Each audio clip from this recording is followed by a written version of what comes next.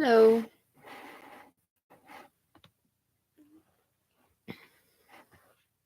Hi. I was so proud of myself yesterday or the day before. I finally shared on my Facebook that I've been making these videos because it was easy to make them when I knew nobody was watching them, except for like one or two. So I got a big a group of people that watched um, my previous video, and I'm really, really proud of myself for just putting myself out here because this really is a video journal. I'm not really trying to profess anything as like an authority. Um, and I've been learning a lot of language from many people I've been studying recently. I just feel like these things have been, I've been being introduced to really cool content creators, and it's been going really well for me doing um, these talks. And this is my 33rd video since February 22nd. So I hope I haven't said anything too bad in any of them because I intend to just leave them all up, even though it's a little embarrassing because the production value is low. But it's sort of like Thomas Sheridan said the other day, like he's got thousands of subscribers and a really successful channel, and he's got just his camera in his car. And he just talks to us that way. So I think I was really inspired by just the simplicity of that and the authenticity because, well, it's interesting. He lives in Ireland and I live in Utah. And what I found is that in the comment sections of these videos I've been watching lately, whether it be just a normal comment section or from a live chat, a lot of the content I watch is live, and many of those are much more produced production-wise, but their live chats are really raucous at times. So I've been gauging that because I've gauged Facebook for a few years. I never really got into the madness of Twitter because it's just too weird. Too weird for me because I don't wanna be inflamed all the time. I like to be aware of things, but I try not to have arguments about stuff all the time. Um, Especially if you have a neutral position publicly and you try and argue a neutral position publicly, you get blasted from both sides. So, that's why I always felt like it was so dangerous for me to put myself out there, um, because as much as I wanna be kind, I am sharp-witted and snarky and grew up around a bunch of teases and snarky people and guys that thought they were funny, and so I learned to have a little bit of a sharp tongue myself. They want equality. I think they don't recognize each other a lot of time, and it's almost like men can act better when women are around.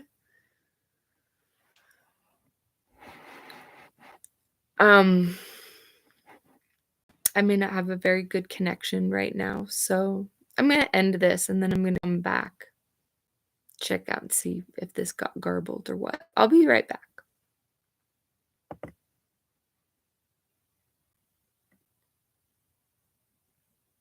Okay, maybe I'm good. Maybe I'm good. I'll just keep it going. So, I just took some notes from the things I've been working on today in regards to just learning to think again. Um,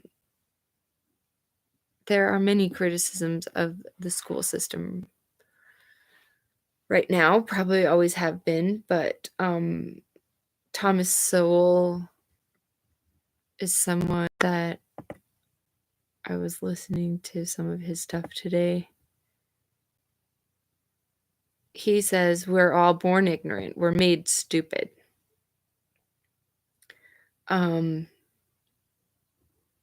We're creating artificial intelligence and artificial stupidity because we don't teach people how to consider different points of view and make up their own mind. People just listen to one version of a story and immediately react. Guilty over here. And I've been trying to temper myself for many years, just to, especially like if I'm reacting, that's a really good indication that there's probably something that I should listen to. Because it's like, yeah, you read everything and you take it all with a grain of salt and then you consider it, and my truth may be different than your truth, and that's okay. We're all unique individuals, but we're all self-sovereign. So, Mark Passio, see, he emphasizes kind of like stupidity and ignorance as just the synonyms.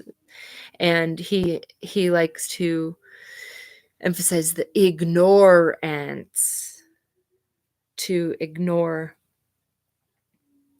the knowledge. And I've always felt like, okay, I want to have like neutral positions as best I can and like let people live and let live.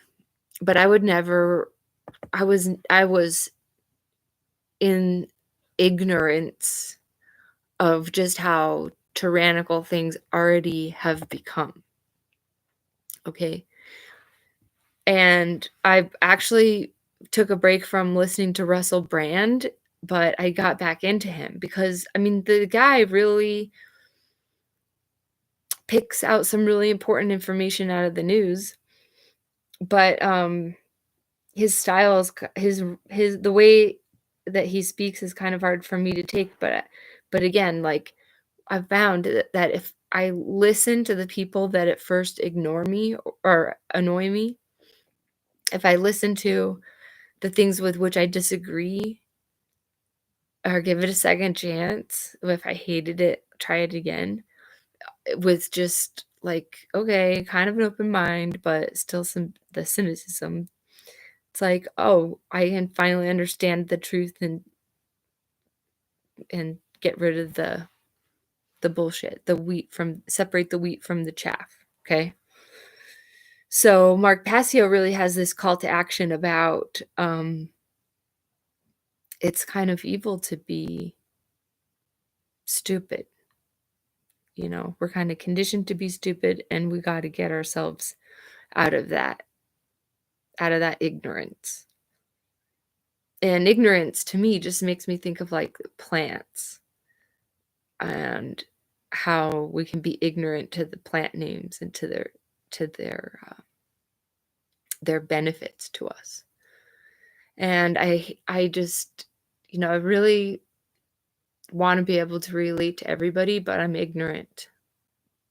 So I'm doing my best to educate myself, acknowledge my ignorance. But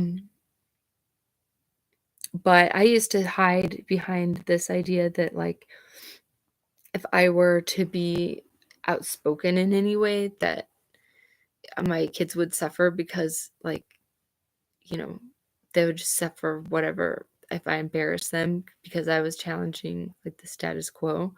But I realized, I mean, I have to speak up because we are under this tyranny. And these, this includes like our friends talking such mad crap about each other on Facebook because it feels so anonymous. You're not having to look at all of your friends on your page. Now, maybe maybe the algorithm really only shows you about 50 some odd people. I don't think the reach is all that big for most people. Because, like, I have a list of 800 or 900 friends maybe on Facebook, and like I got 50 some odd people to watch my video, you know? So, like, all those people that are your friends on Facebook, they're not actually getting your feed, and maybe they're not even logging in or looking at you. So, the reach isn't that big, but I feel like, yeah, we don't even know who we're offending when we just spout off our bullshit rants. And, so I'm not trying to do that. I'm not trying to, like, pick on people. And I'm really just trying to encourage us all to, like, take a look at the crux of misunderstanding something. You know, like, forgive yourself for having been wrong because you might have been misled or you might have only heard one side of the story. But I think it is on you to seek out other sides of the story because at some point you're forgiven for what you don't know. But if you want to continue to choose to just not know stuff, you will suffer the consequences, you know? You will eat the wrong plant or, you know, misidentify something. That's probably the most dangerous thing is like when you're really overconfident and ignorant. Um, and you can really get yourself into a lot of trouble. Uh, I would work with broadcast engineers and like it was unbelievable. The camera people would break equipment and put it back in the case and never tell the engineers. And so they arrive in the next town and unpack the cameras and, you know, something's broken. And like I would always try and ask the engineers to take a look at something if I noticed it was broken or um I would ask the technicians that I worked with, you know, how something was working, where it was running so that if there was a problem, I could help. I mean, I would just simple things like if I would just try and come out and look and see, okay, where are the cables running? Is anything in the way? Is there any way I can tidy it up? Is there possibility of a guy stepping on a cord and, you know, unplugging all of our monitors?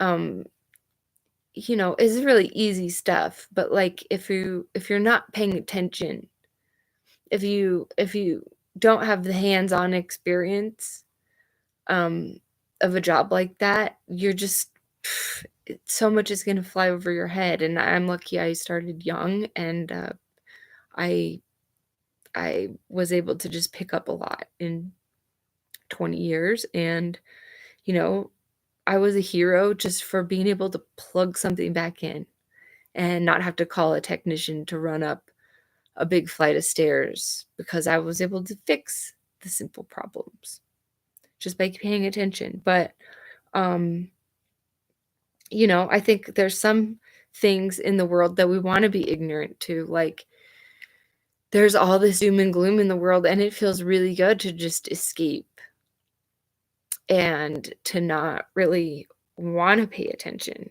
to how bad stuff is. And so I've been grappling with that, like with my own shadow work stuff, like dealing with um the dark corners of my life, you know, learning how to clean my room, um learning how to get rid of my clutter and um you know, the kids have so much stuff and I have so much stuff and I still have so much of my child mentality. And so there's some things of childhood I don't want to lose. I don't want to lose the kind of squishy, imaginative brain, but I want my kids to also be able to see grown-ups, you know, with me and their dad. I want them to observe grown-ups, not just big children, you know, and I think it takes a lot of uh, self-reflection to become a true mature grown-up. And I think when we talk about the golden rule versus the rule of gold, um, as John O'Loughlin on the McDuff 3 channel has said. Um, I think we have to remember that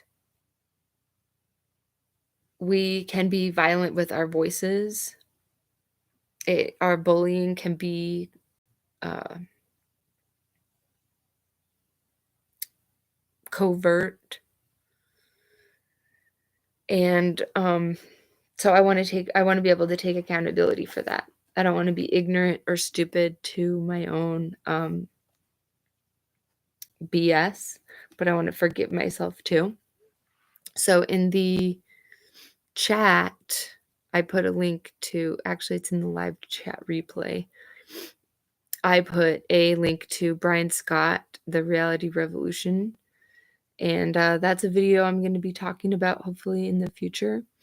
Tonight in my description for this video, I put a link to this press conference from Tampa Bay police and talking about a bunch of human traffickers they picked up a few weeks ago. And then just 4 days ago, one of their own former police officers was found with all this child stuff.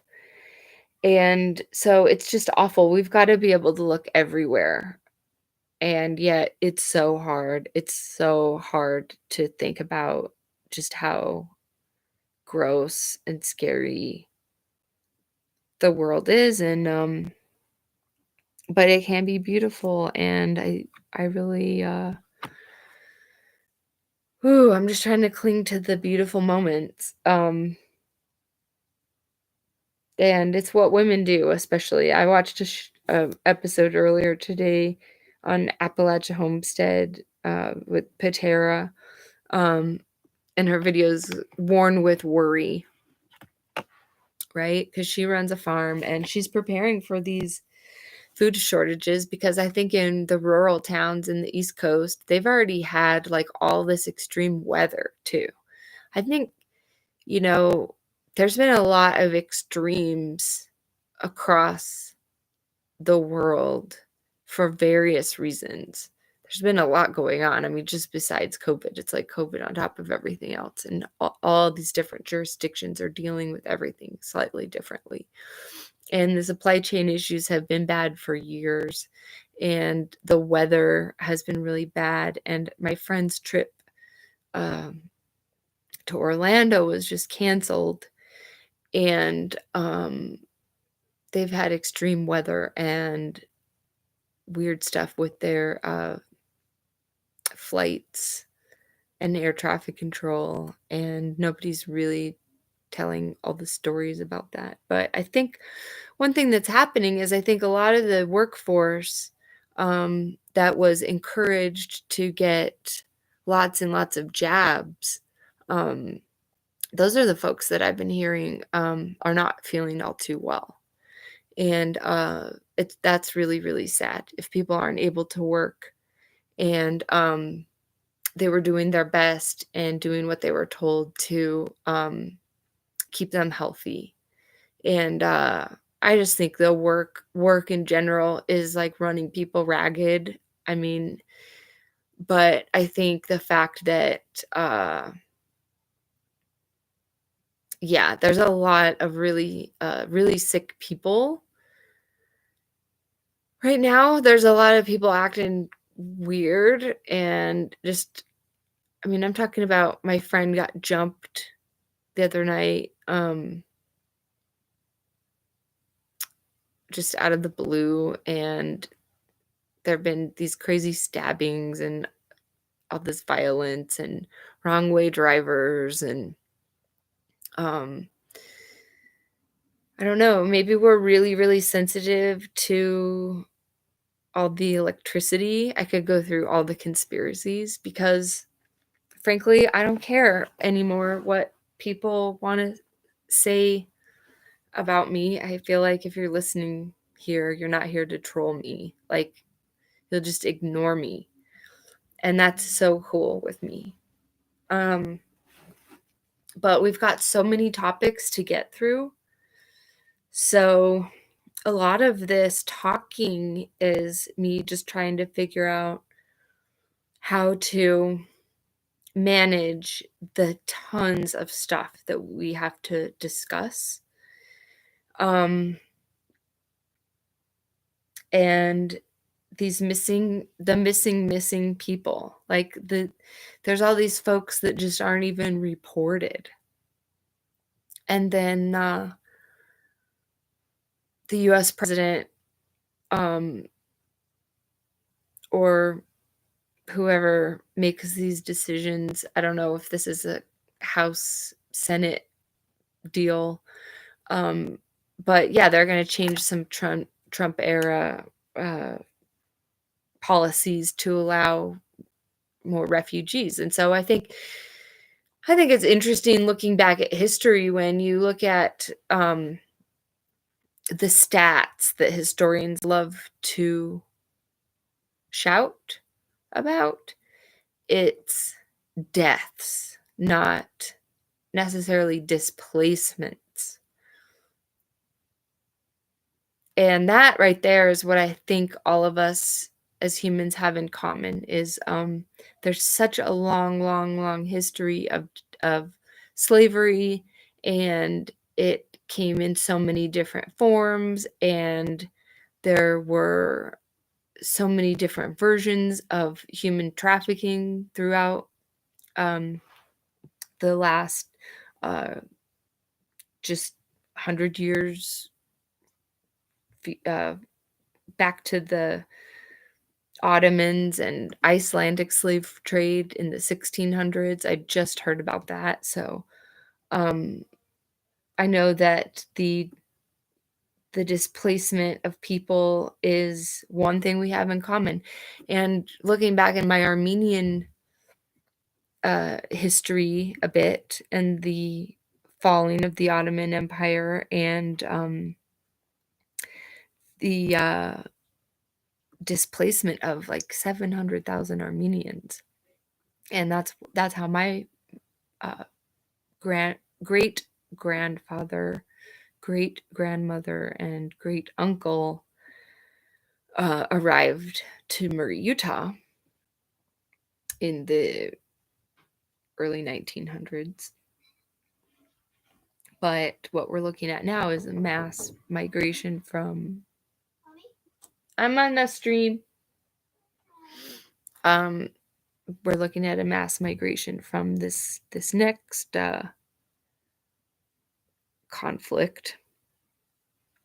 And so I'm just trying to follow all these leads and see where they go. But I'm looking into the Missing 411 project.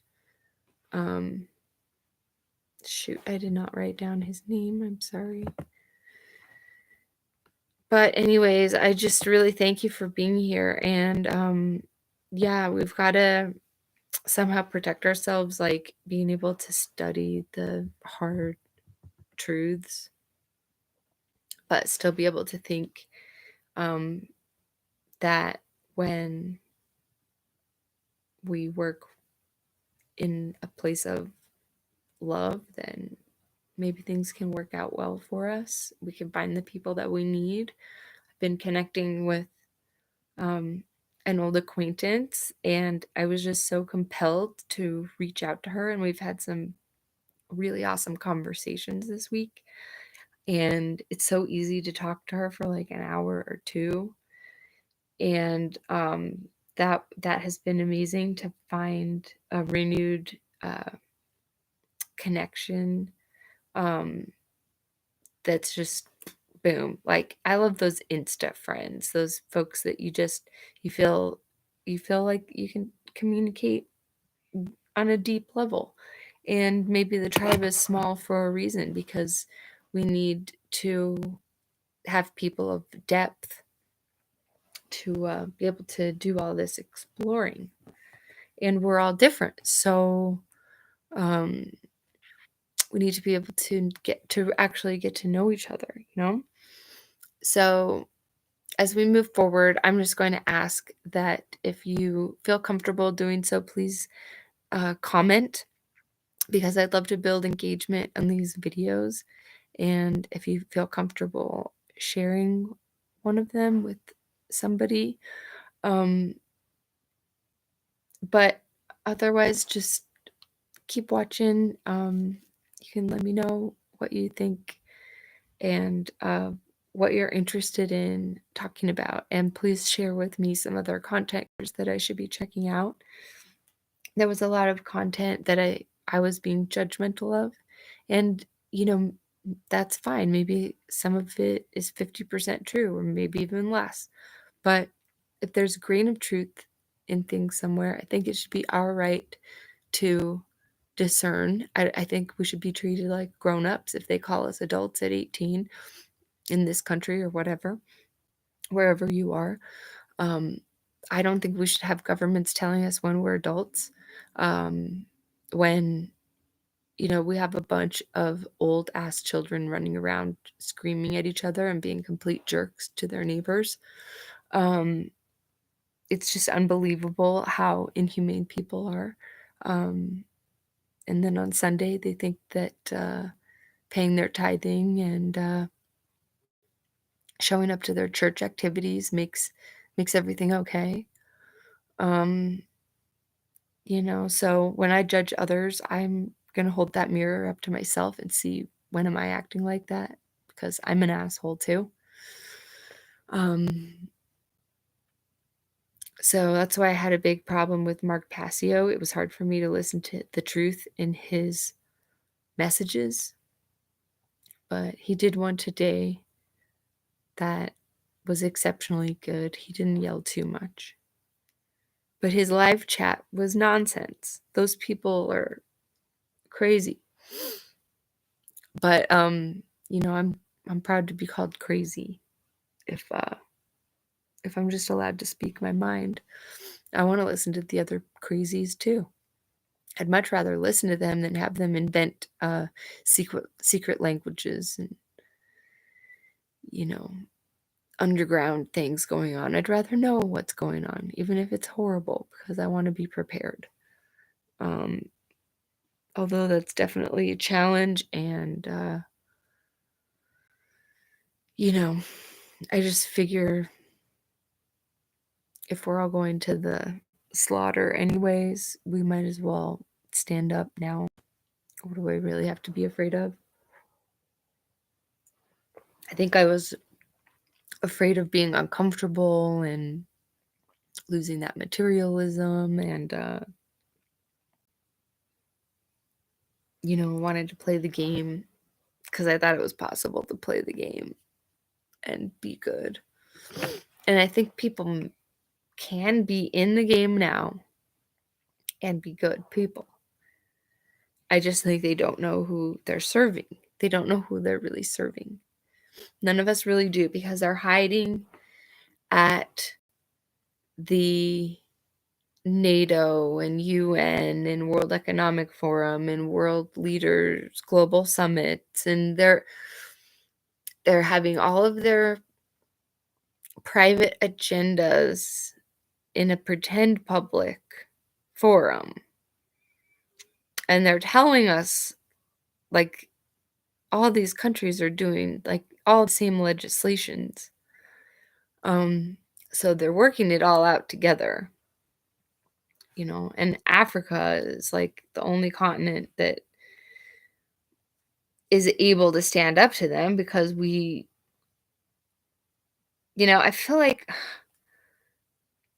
feel like the stuff we were doing in, South America in the 80s, trying to get them to, you know, get investments for infrastructure and be beholden to, the world banking system, and all the leaders that wouldn't go for that, they assassinated or just ruined their countries. Um, but I read this on Facebook post, pretty interesting. When the French President Macron visited Africa, he said in his address at the University of Conakry There is no progress in communities that unplannedly give birth to 7 to 8 million children, as much as the billions you invest. This is a civilized question. Africa is rich, but backwards. When the great president finished, the only one who dares to answer him by a professor from Amadou Ding University. Africans don't need a civilization of bankruptcy. In your excellency presidency, sorry, because this is all translated. Africans don't need a civilization of bankruptcy. In your excellency president, civilization is it is normal for a man to sleep with a man, a woman with a woman, that young girls go from bed to bed, trampling on their virginity and their honor, and such later, if give birth to offspring where everything is inhumane to loving and commendable. Is it normal that spouses, even presidents, have more lovers and lovers? A woman even makes love to her dog. It is normal for a female teacher to seduce a student to take him to bed. After age, she can be his mother. It is normal for them to brutally abuse their parents and to drive them to nursing homes and then forget. Africans don't need a civilization brought by people like you. Africa is the richest continent. Its burning problem is your country and the similar that after monstrous centuries of looting, banks and companies that brutally left the basal institutions, banks and companies, they are looting, pouring wealth in Paris and other cities. All the despair of Africa comes from France and other similar countries that skillfully find traitors among us to serve you. Africa must liberate itself from you just as Asia has liberated itself from its colonial oppressors. France is not our solution. France is our biggest problem.